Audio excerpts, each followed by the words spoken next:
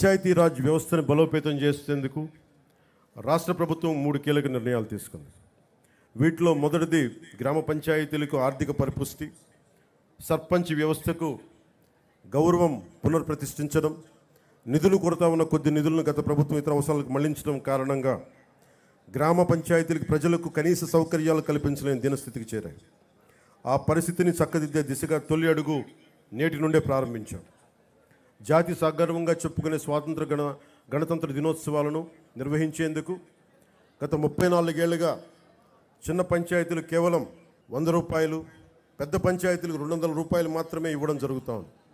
నేటి నుండి ఇకపై ఆ వేడుకలకి గ్రామాల్లో సర్పంచ్ల ఆధ్వర్యంలో సగర్వంగా దేశభక్తి వెల్లివిరిసే వాతావరణంలో ఘనంగా నిర్వహించేందుకు మైనర్ పంచాయతీలకు 10,000 రూపాయలు, మేజర్ పంచాయతీలకు 25,000 రూపాయలు నిధులు సమకూరుస్తున్నాం. రెండవది జాతీయ ఉపాధి హామీ పథకం ద్వారా గ్రామీణ పేదలకు నిలకడైన ఉపాధి ఆదాయాలను కల్పిస్తూ గ్రామాల ప్రగతికి దోహదం చేసే సుస్థిర సామాజిక ఆస్తుల అభివృద్ధికి కార్యాచరణ చేపట్టడం. అందులో భాగంగా జాతీయ ఉపాధి హామీ పథకం నిధులతో తమ పంచాయతీల్లో చేపట్టవలసిన ప్రయోజనకరమైన పనులపై సర్పంచులు, స్థానిక ప్రజాప్రతినిధులు, ప్రజలు సమాలోచన చేసి తీర్మానాలు చేయాలని సూచించి రాష్ట్రంలో 13,326 గ్రామ పంచాయతీలన్నింటిలోనూ ఒకే రోజున గ్రామ సభలు నిర్వహిస్తున్నాం. మూడవ కీలక నిర్ణయం రాష్ట్రంలో ప్రతి ఇంటికి కుళాయి ఏర్పాటు, ప్రతి వ్యక్తికి సురక్షితమైన తాగునీరు అందించడం ప్రభుత్వాలు పౌరులు కల్పించాల్సిన కనీస మానవ హక్కు.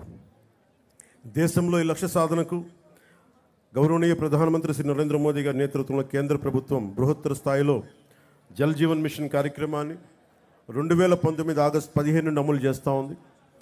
దురదృష్టవశాత్తు గడిచిన 5 ఏళ్లలో మన రాష్ట్రంలో ఈ పథకాన్ని సద్వినియోగం చేసుకోలేదు.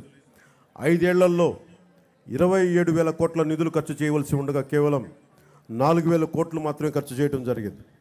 ఖర్చు చేసిన 4,000 కోట్లతో కూడా కేవలం సొమ్ము చేసుకునే పైప్ లైన్లు పనులే చేసి తాగునీరు అందించేందుకు అత్యవసరమైన వాటర్ సోర్స్ వనరుల అభివృద్ధి పనులు మాత్రం పూర్తిగా విస్మరించడం జరిగింది.